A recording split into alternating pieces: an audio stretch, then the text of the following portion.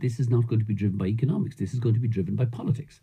And the politics in Germany and in France and in Italy is Britain is going to suffer leaving the European Union, because if they don't suffer and they're not seen to suffer. I mean, it tells you everything you need to know about the European Union, but that's nevertheless. I've been a long-term adversary of regulation in Europe, but a long-term supporter of the single market. The single market has been one of the great developments, economic, cultural, political developments, certainly of my lifetime.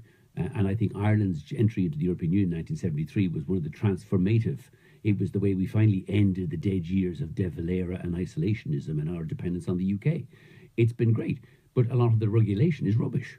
And my objection to the European Union is the deregulation works fine, but then Europe wants to keep re-regulating. I don't think there's any prospect of Ireland cutting a bilateral with the UK. I mean, this is not Juncker, this is not Tusk, this is Merkel, this is Hollande or whoever replaces him, this is the Italians. This is the biggest free trade bloc in the world. Ireland has undoubtedly done well as a result of its membership of that free trade bloc, and we should not compromise that membership by trying to cut some bilateral deal with Britain. And frankly, we're not big enough or strong enough to cut that bilateral deal.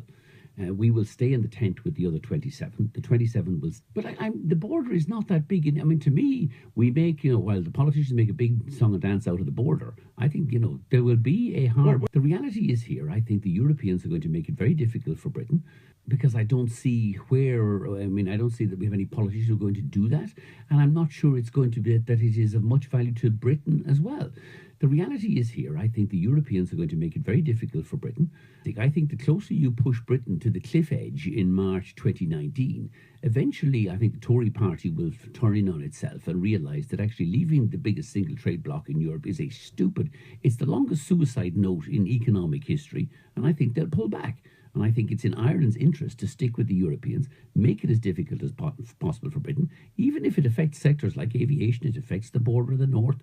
We just get over it. If you look at the exports of Avonmore or if Ingrid Kerry, the big food ingredients companies now, it's far less dependent on the UK market. These are worldwide producers. They're exporting cheese all over Europe, all over America, all over the world.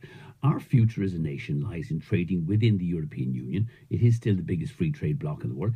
And if our trade with the UK is affected for a 6 or a 12 or a 24-month period, so be it. Ireland's needs are going to feature nowhere. There's going to be you won't have the freedom to do a bilateral deal. You will not be able to do a bilateral deal with the UK and preserve your free trade status with Europe.